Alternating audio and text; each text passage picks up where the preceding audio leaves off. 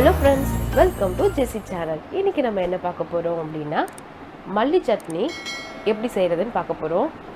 இது வந்து ரொம்ப ஈஸியா நம்ம செஞ்சிரலாம். நமக்கு ஒரு 5 minutes கூட ஆகாது. சோ வாங்க பார்க்கலாம் எப்படி செய்யறதுன்னு. ஃபர்ஸ்ட் வந்து நாங்க ஒரு கட்டு மல்லி இலை எடுத்து வச்சிருக்கோம். நல்லா வாஷ் பண்ணிக்கோங்க.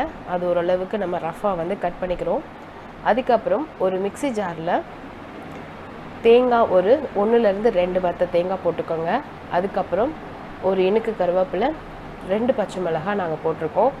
அவங்கவுங்க காரத்துக்கு ஏற்றாப்பில் பச்சை மிளகாய் போட்டுக்கலாம்.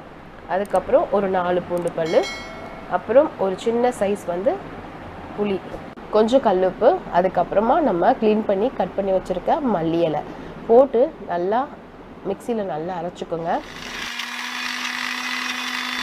கொஞ்சம் தேவைப்பட்டால் தண்ணி கொஞ்சம் மிக்ஸ் பண்ணி நம்ம நல்லா அந்த மாதிரி மையாக அரைச்சி எடுத்துக்கிட்டோம்னா நம்மளுடைய மல்லி சட்னி ரெடி. பாருங்கள், நம்மளுடைய மல்லி சட்னி வந்து ரெடி ஆகிடுச்சு. எவ்வளோ கலர்ஃபுல்லாக அழகாக இருக்குது பாருங்கள்.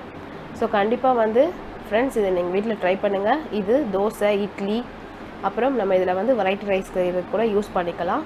ஸோ கண்டிப்பாக இதை நீங்கள் ட்ரை பண்ணுங்கள். ட்ரை பண்ணி பார்த்துட்டு எங்களுக்கு கமெண்ட் பண்ணுங்கள். உங்களுக்கு பிடிச்சிருந்தது அப்படின்னா உங்கள் ஃப்ரெண்ட்ஸ்க்கு எல்லாத்துக்கும் ஷேர் பண்ணி விடுங்க.